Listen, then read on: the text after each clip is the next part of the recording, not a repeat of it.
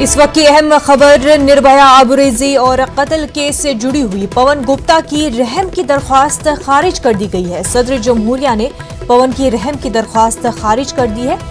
मुजरिमीन के कानूनी चाराजोई के तमाम रास्ते बंद हो चुके हैं। पूरा मामला निर्भया आबरूरेजी और कत्ल केस से जुड़ा हुआ। पवन गुप्ता रहम की दरख्वास्त की थी पवन गुप्ता ने, लेकिन सदर जमहूरिया ने पवन की रहम की दरख्वास्त को खारिज कर दिया है। मुजरिमीन के कानूनी चाराजोई के तमाम रास्ते अब बंद हो चुके हैं। इससे पहले 3 मार्च को 4 मुलजमीन निर्भया आबरूरेजी और कत्ल केस के 4 मुलजमीन को फांसी की सजा होनी थी, लेकिन इस बीच पवन गुप्ता ने रहम की दरख्वास्त दायर की, लेकिन सदर जमहूरिया ने पवन की रहम की दरख्वास्त खारिज कर दी है। अब मुजरिमीन के कानूनी चाराजोई के तमाम रास्ते बंद हो चुके हैं।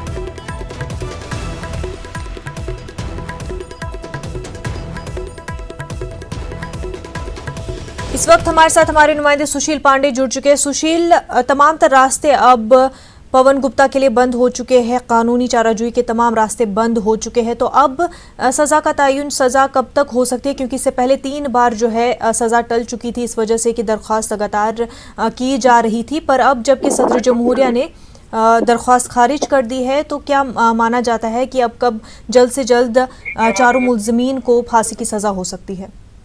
जी देखिए, साफ तौर से इस पूरे मामले में राष्ट्रपति के द्वारा जब इन पवन की मर्सी पिटीशन जो खारिज हुई है उसके बाद कहीं ना कहीं इन तमाम 4 दोषियों के खिलाफ अब कोई भी लीगल रेमेडी या कानूनी विकल्प नहीं बचता है। ऐसे में अब Tihar authority Patiala house court में एक अर्जी दाखिल करेगी और ये बताएगी कि राष्ट्रपति के समक्ष जो पवन नाम का जो दोषी है जिसने दया याचिका लगाई थी वो खारिज हो गई है। उसके बाद कोर्ट इस पूरे मामले में एक नया डेथ वारंट जारी करेगा इन तमाम दोषियों को लेकर, और उस डेथ वारंट को आखिरी डेथ वारंट माना जा सकता है अगर बीच में कोई और याचिका न दाखिल कर ली जाए। लेकिन जिस तरह तमाम दोषियों की तरफ से जो लीगल रेमेडी है वो एग्जॉस्ट हो चुकी है, वो खत्म हो चुकी है, ऐसे में ये माना जाएगा कि अब ये आखिरी डेथ वारंट होगा इन तमाम दोषियों के लिए और वही उसी तारीख को इन तमाम दोषियों को फांसी पर लटकाया जाएगा। बिल्कुल, तो अब निर्भया की वालदा जिनको काफी मायूसी भी हुई थी क्योंकि 3 मार्च को सजा होनी थी, तो अब उनके लिए काफी राहत की खबर है।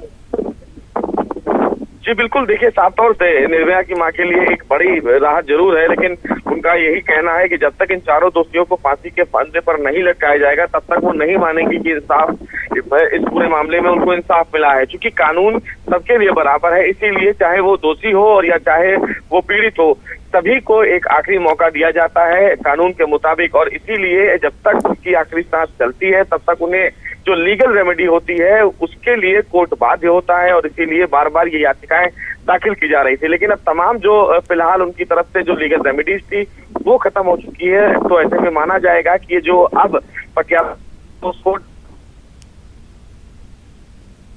वारंट होगा इन तमाम दोषियों के लिए।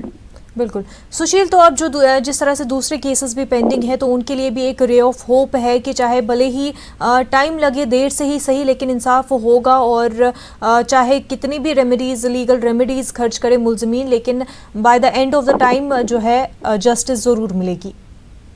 जी साफ तौर से कहीं ना कहीं अगर इस पूरे मामले को छोड़कर कोई और मामला भी देखा जाए तो निश्चित रूप से अगर कानूनी पहल की बात की जाए तो तमाम दोषी जो हैं इस पूरे मामले में अगर उनकी याचिका इससे संबंधित है तो भले ही न्याय जो है वो देर से मिलेगा लेकिन इंसाफ जरूर होगा, ऐसा कानून के मुताबिक ही कहा जाता है। क्योंकि न्याय बड़ा छोटा शब्द है लेकिन मिलता बहुत देर से है, लेकिन जब भी मिलता है तो उससे कहीं ना कहीं पीड़ित पक्ष को फायदा जरूर होता है, और यही उम्मीद निर्भया की मां भी लगाई हुई है। क्योंकि पूरा इंसिडेंट जो है वो 2012 का है और लगभग 10 साल बीतने को है, और ऐसे में अब कहीं ना कहीं जो फाइनल जो फैसला है कोर्ट की तरफ से वो आने को है। तो देखना यही है कि जो नई तारीख मुकर्रर की जाएगी कोर्ट की तरफ से उस तारीख को इन तमाम दोषियों को फांसी हो पाती है या फिर नहीं। बिल्कुल सुशील, बेहद शुक्रिया आपका।